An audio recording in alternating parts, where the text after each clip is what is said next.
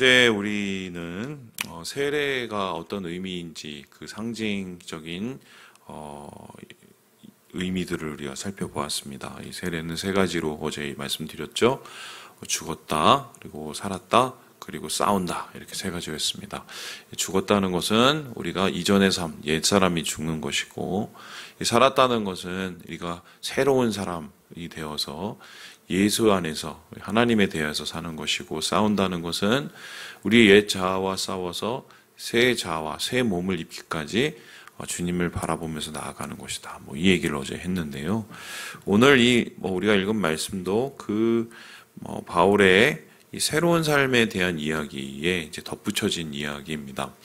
오늘은 이제 바울이 이 이야기를 어떻게 이야기하고 있냐면, 이 종과 이 자유인에 대한 이야기로, 비유로 설명을 하고 있는데요.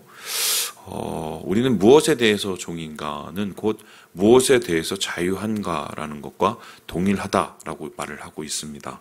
자, 그렇다면은 우리 바울이 여기에 대해서 어떻게 생각을 하고 있는지 같이 한번 읽어보도록 하죠. 우리 함께 15절의 말씀을 같이 한번 읽어보도록 하겠습니다. 15절입니다. 시작.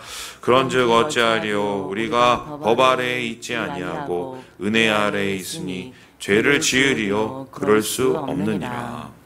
오늘 바울은 우리에 대해서 지금 우리의 현실을 무엇이라고 했냐?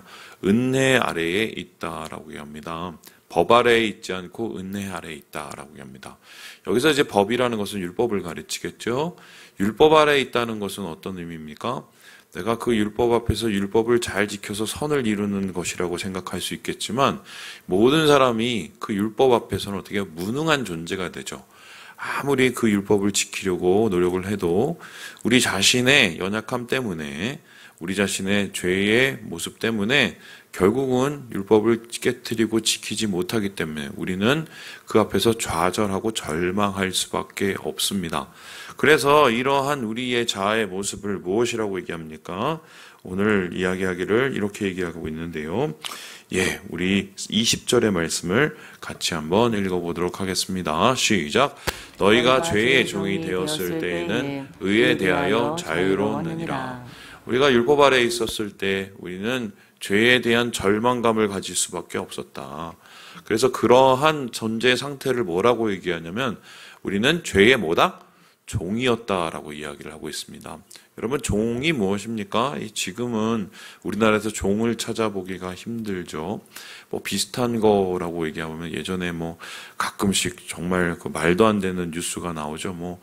어떤 사람을 갑자기 태워서 바다에 보내서 계속 고기만 잡게 하고 멸치똥만 뜯게 하고 이런 얘기 예전 한참 있었어요. 그리고 그거 아니라 요즘에는 이주민 노동자들, 소위 말해서 인권 그들에게서 빼앗아서 돈도 채주지도 않고 강제 노동을 계속 시키고 이런 얘기하고 있습니다. 그런데 이제 그것은 우리가 왜 그걸 들추고 그것이 문제라고 생각하냐면, 그분들은 종이 아니라 자유인이기 때문입니다. 그런데 종이라는 것은 예전에 이게 그냥 아무 거리낌 없이 가능했던 일이죠. 어떤 사람의 내가 종이 되었다는 것은 무엇입니까? 그 사람이 나의 그 모든 이 생사권을 가지고 있는 것입니다. 주인이 성질이 나서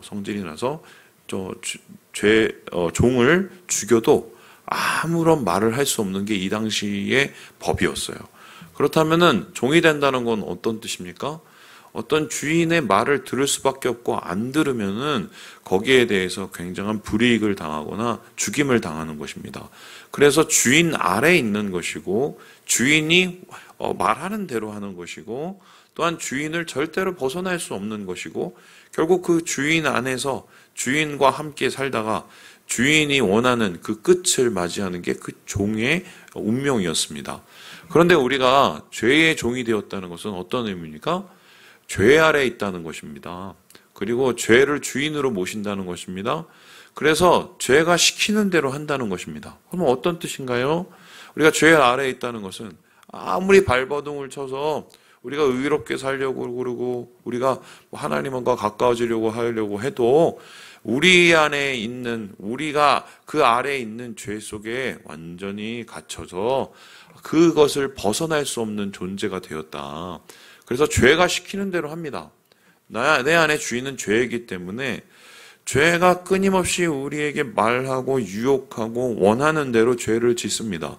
심지어는 이게 죄라는 것을 알면서도 거기에서 벗어나지를 못합니다. 그리고 나서는 어떻게 됩니까? 그 죄에 대한 끝을 보게 되는데요. 우리 함께 우리 21절의 말씀을 같이 한번 읽어보도록 하겠습니다. 시작! 너희가 그때에 무슨 열매를 얻었느냐? 이제는 너희가 그 일을 부끄러워하나니 이는 그 마지막이 사망이니라. 죄의 열매가 뭐예요? 사망이죠. 다 죽자는 겁니다. 죄는 뭔가요? 관계를 끊는 것이죠. 하나님하고의 관계를 끊으니까 죽음이 생겼고, 사람과 사람 사이의 관계를 끊으니까 죽음이 생기는 겁니다. 그리고 결국은 그 인생이 완전히 죽음에서 끝나버리게 되는 것이죠. 여러분 대표적인 얘기 많이 아시죠? 돈밖에 모르고 살다가 정말 돈으로 끝나는 사람, 그래서 그 주위에 아무도 없는 사람, 사람이 있어봤자 그건 정말 돈 보고 있는 사람밖에 없는 사람. 여러분, 이 사람은 가련한 인생이죠. 근데 그 사람이 그럴 수밖에 없었던 이유가 뭡니까? 왜냐하면 그 사람은 죄의 종이었기 때문입니다. 대표적으로 우리 삭개오를 한번 생각을 해볼까요? 삭개오가 왜 그렇게 돈을 모으기 위해서 온갖 짓을 다 저지르고 왜 그 모든 것을 다 참아내고 그것을 욕심하는 이유가 뭐였습니까?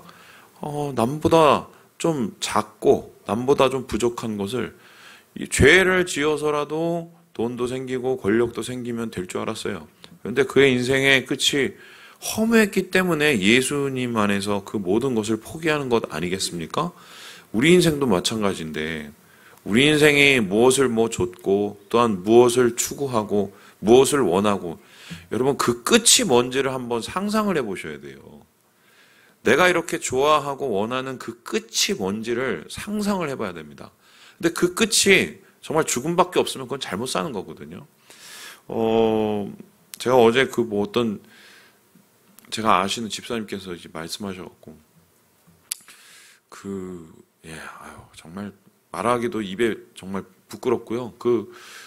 지난주 무슨 MBC에서 하는 시사 프로그램에 교회 고발한 그런 나온 게 있어서 제가 봤어요. 이제 그게 뭐냐면, 분당에 있는 큰 교회인데요. 그 큰 교회 소위 말해서 목사라는 작자가 이게 무슨 성도들 데리고 상담해 준다고 하면서 그루밍 성폭력인가요? 그걸 이제 소위 말해서 이제 한두 명이 아니에요, 그냥. 그리고 그거를 또 거리낌 없이 사람들을 소위 말해서 요즘에는 그거를 이제 여러분 아시는 것처럼 가스라이팅이라고 그러잖아요. 가스라이팅에서 그런 험한 일들을 하고, 결과적으로 이게 나중에 점점점 커지니까 그 꼬리가 밟히죠. 그래서 이게 돈도 문제, 이런 성적인 문제 되니까 스스로 이제 자진 사퇴하고 이제 물러나게 됐는데, 이제 결국 그 똑같은 끝으로 끝나요. 어떻게 끝냐면은 맨 처음에 내가 했다 미안하다 하더니 나중엔 내가 한 적이 없다, 제가 시켰다, 이런 식으로 해서 소위 말해서 이제 오리발을 내밀고 이런 얘기가 나와서, 노예도 이제 거기에 대해서 7년 정직하고 말았거든요. 참 이것도 웃기고. 근데 그거 참 제가 보면서 느꼈던 게, 아니 좋아요. 자기가 그걸 추구해서 그렇게 살았으면 그걸 책임을 져야 되잖아요. 그 책임의 끝이 뭡니까? 망가지는 거거든요. 자기 가정도 망가지는 것이요, 또 남의 가정도 해치는 것이요, 교회도 해치는 것이요, 다 망하는 거예요. 다 죽는 거예요.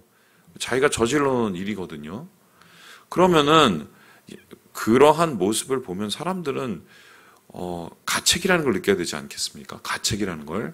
내가 저지른 이게 무엇인지, 내가 무엇 때문에 이렇게 살았고, 내가 살아온 삶의 이 결과가 무엇인지를 보면서 찔려야 되고 뉘우쳐야 돼요. 그게 어떻게 보면은 사람이죠. 근데 제가 거기서 이제 진짜 가슴 아팠던 게, 그 일을 중재하고 그 일을 소위 말해서 무마시키는 사람이 누구였냐? 정말 못난 인간이에요. 그 인간은 부인이 그 피해자들한테 전화를 해서 그거를 수습하고 아니 부인은 무슨 죄예요? 그걸 보면서 제가 막 열불이 나던데, 여러분, 결과적으로 우리는 항상 고민을 해야 돼요. 실수를 할 수 있죠. 또 우리가 추구하는 것에 때로는 욕심에 잠깐 미칠 수도 있어요. 근데 결국 우리는 압니다. 이렇게 내가 하면 결과적으로 그 끝이 뭔지를, 그리고 내가 무엇을 위해서 이러고 앉았는지를, 나는 무엇에 얽매여서 이루고 있는지를 결국 보게 되죠. 이 바울의 결론은 세상의 모든 사람들은 이 죄라는 것에, 욕심이라는 것에 붙잡혀 살게 되고, 결국 그것을 벗어나지 못하고 그 욕심과 죄가 만들어낸 결국 죽음 속에서 인생을 마무리할 수밖에 없다. 이렇게 단정적으로 이야기를 하고 있습니다. 그래서 죄의 종이 되었을 때는 도저히 내가 거기에서 벗어나서 하나님이 원하시는 의와 거룩에 이르게 사는 것을 상상할 수 없죠. 왜냐하면 나는 거기에 그냥 잡혀 살기 때문이에요. 잡혀 살기 때문에. 그런데 여기에 대해서 이제 바울이 무엇이라고 이야기를 합니까? 우리 함께 우리 17절의 말씀을 같이 한번 읽어보도록 하겠습니다. 17절입니다. 시작. 하나님께 감사하리로다. 너희가 본래 죄의 종이더니 너희에게 전하여 준 바 교훈의 본을 마음으로 순종하여. 우리가 전에는 분명히 죄의 종이었고 죄를 못 벗어났는데 이제는 우리가 마음으로 순종한다. 예수 그리스도의 복음을 우리가 본을 받았다 하면서 결론적으로 18절에 보니까 이렇게 얘기합니다. 죄로부터 해방되어 뭐에게 종이 되었다고요? 의에게 종이 되었다고 얘기합니다. 의의 종이 되었어요. 자, 그럼 보세요. 죄의 종이 되었을 때는 죄에 얽매여 살고 의와 하나님에 대하여서는 전혀 상관없는 자유한 사람이 됩니다. 반대로 이제는 우리가 죄에서 의로 옮김을 받았어요. 죄 아래 있는 것이 아니라 이제 의 아래에 있습니다. 하나님 아래에 있습니다. 그럼 어떤 것이에요? 하나님 안에서 하나님의 종이 되면 이제 예전에 우리가 얽매여 살던 죄로부터는 이제 완전히 자유하게 되는 것입니다. 그러면 자유하게 된다는 것은 어떤 의미인가요? 내가 죄를 짓지 않는 것인가? 내가 그 죄에 대해서 죄를 지어도 그 죄를 하나님이 대신 다 갚아줘서 내 마음대로 사는 것이냐? 이 소리가 아닙니다.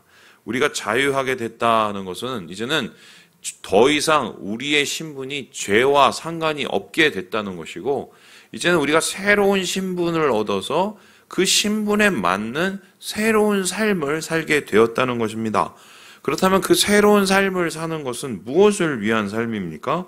여기에 대해서 19절에 이렇게 이야기를 하고 있는데요. 우리 함께 19절 말씀을 같이 한번 읽어보도록 하겠습니다. 시작. 너희 육신이 연약함으로 내가 사람의 예대로 말하노니 전에 너희가 너희 지체를 부정과 불법에 내주어 불법에 이른 것 같이 이제는 너희 지체를 의에게 종으로 내주어 거룩함에 이르라. 지금 분명히 얘기하고 있는데요. 우리가 전에 죄의 아래에 있을 때, 죄의 종이었을 때는 부정과 불법에 매달려서 시달리면서 거기에 우리가 한마디로 우리의 주권을 뺏기면서 살았다는 거예요. 부정과 불법이 뭡니까? 깨끗지 못한 일, 그리고 어떻게 해요? 옳지 못한 일에 우리 자신을 끊임없이 내동댕이 쳤다는 거예요. 그런데 이제는 어떻게 합니까? 그것의 삶 속에서 우리가 이제 완전히 벗어나서 새로운 세계, 새로운 의의 세계, 하나님의 세계로 왔기 때문에 이제는 우리의 삶은 그것과 상관이 없다. 그러면은 이제 우리는 불법과 부정이 아니라 무엇을 위해 살아야 되느냐? 우리의 삶의 목표는 무엇이냐? 우리가 무엇을 바라보면서 살아야 되느냐? 여기에 대해서 분명히 바울은 이야기하고 있는데 무엇이라고 합니까? 의와 거룩함이라고 이야기합니다. 의와 거룩함이 이제는 우리의 삶의 목표가 되었다는 거예요. 의와 거룩한 건 뭐예요? 무엇이 바른지를 이제 생각하고 사는 거예요. 예전에는 무엇이 나의 욕구를 채우냐에 대해서 관심을 가지고 그것이 죄든 뭐든 그것에 얽매여서 살았다면 지금은 아니에요. 눈에 보이고 또한 귀에 듣기에 좋고 내 마음에 좋은 게 아니라 이게 하나님이 원하시는 그 바른 것인지를 바라보면서 우리는 삶의 문제를 선택하게 된다는 것입니다. 그리고 우리는 무엇을 위해 삽니까? 거룩함에 이르기 위해서 산다. 이 거룩함에 이르기 위해서 산다는 것은 어떤 뜻일까요? 거룩함이라는 것은 분리예요. 분리라는 것은 뭡니까? 세상과 다른 행동이에요. 세상에서 똑같이 하던 그 행동을 예수 믿고 나서 하면은 안 된다는 것입니다. 거룩함은 하나님을 닮은 삶의 행동을 뜻해요.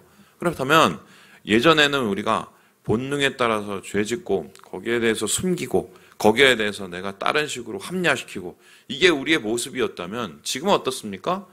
우리의 삶에 무엇이 있는지를 정확히 보고 그 삶이 정말 하나님을 향한 것인지 이것이 하나님이 원하는 것인지 그리고 이게 하나님께서 우리에게 주신 것인지를 정확하게 우리가 살펴보고 취사 선택을 하게 되었다는 것입니다.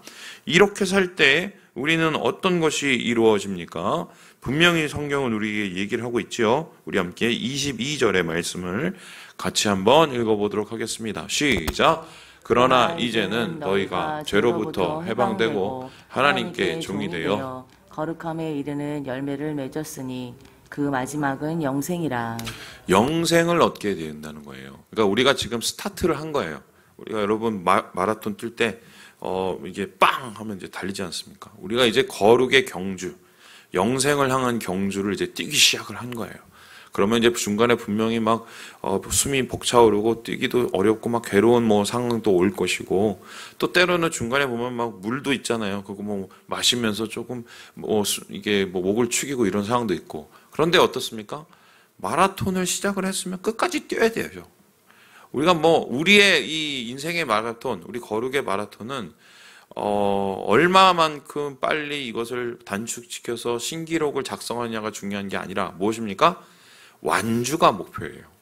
하나님이 이루게 하신 이 거룩함의 경주를 우리의 인생 마지막까지 달려가는 것, 그 인생의 거룩함의 마라톤을 이루어가는 것, 이게 우리의 인생의 이제 한마디로 다른 궤적이 되는데 우리의 끝에는 그럼 무엇이 있습니까? 결승선에는 우리 주님이 계시고 주님이 우리에게 무엇을 주십니까? 그 테이프를 끊을 때 영생을 주신다라고 이야기를 하고 있습니다. 자, 그렇다면 오늘 말씀을 통해서 우리가 우리 자신 안에서 다시 한번 깨닫게 되는 것은 무엇입니까? 1번, 정신을 차려야 된다는 것입니다. 정신을 차려야 된다. 무슨 소리냐? 예수 믿고도 아직 옛날 생활을 벗어나지 못하고 옛날 생활에 얽매여서 산다는 것. 여러분, 사람이 연약해서 그럴 수 있어요. 그런데 연약해서 그랬다는 것과 아니면 거기서 아예 허덕이고 못 나오는 것은 다릅니다. 연약해서 넘어진 사람은 다시 벌떡 일어나서 또 뛰면 됩니다. 그죠? 왜냐하면 내가 있는 경주가 저 앞이니까. 그런데 어떻게 해요? 거기서 여전히 벗어나지 못하는 사람은 넘어지면 안 일어납니다. 그러니까 예수 믿는 사람은 더 이상 죄의 종이 아니기 때문에 정신을 차려야 돼요. 정신 차려서 나는 연약하고 부족한 사람이지만 이 경주를 달려야 되고 이러한 하나님의 거룩함과 의를 다시 이루어야 된다는 그 마음을 가지고 마음을 다잡고 일어서야죠. 정신 차려야 됩니다. 예수 믿는 사람 정신 차려야 돼요. 왜 자꾸 교인들이 무너지고 교회가 무너지냐? 정신 안 차려서 그래요. 정신 안 차려서. 왜 정신을 안 차립니까? 뭐라고 하는 목사가 요즘에 너무 없어요. 옛날 목사님한테 정말 많이 혼났거든요. 저도 혼나고. 목사님 왜 혼냈는지 잘 모르겠어요. 그냥 교회 와서 혼난 적이 여러 번 많아. 옛날에는 좀 그런 게 있었어요. 네, 이렇게 살면은, 목사님한테 혼났는데, 요즘에는 그런 목사가 있나요? 왜냐면은, 그렇게 하면 다 도망가니까 목사들도 포기했나 봐요, 반은. 그래 놓으니까 어떻게 해요? 막 살아도 되는 줄 알아요.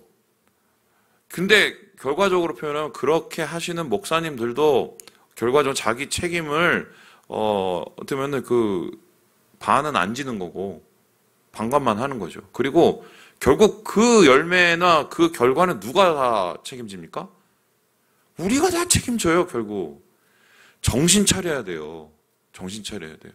나도 모르는 새에 결국 거기에 빠져서 못 태어나오면 여러분 우울증도 한번 생각을 해보시죠. 저는 여기에 대해서 자랑스럽게 얘기할 수 있는 게 자랑스럽다니 안 되지. 그냥 얘기할 수 있는 게 저도 우울해 봐서 알아요. 저도 가끔씩 우울하거든요, 굉장히. 목사가 왜 그러냐, 저렇게 태어났으니 어떻게 했습니까? 근데 우울증을 이기는 방법이 뭐냐라고 물어보면 뭐 약도 먹어볼 수 있겠죠. 뭐 또 이런저런 일을 할 수도 있겠죠. 다 좋은데 약 먹고 그것에 대해서 완전히 해방되시는 분 제가 본 적이 없어요. 대부분은 그것을 어떻게 이겨야 되느냐? 제 경험상은요, 정신 차리면 돼요.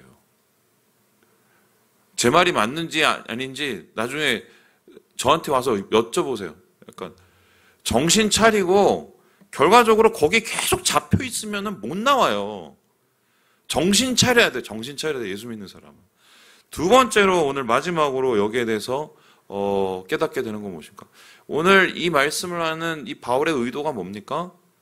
결과적으로 이렇게 은혜로 우리를 부르시고 은혜로 오늘도 붙잡고 계시는 분은 누구라는 거예요? 우리 주님이세요. 이제 우리는 더 이상 죄의 종이 아니라 주님의 종이기 때문에 주님의 종은 누가 책임집니까? 주님이 책임지십니다. 우리 주님이 책임지신다는 것을 깨달으시고 오늘 삶 속에서 일어나 하나님의 거룩과 의의 경주를 달리시고 이루시는 우리 모든 형제 자매들 되시길 주님의 이름으로 축원합니다.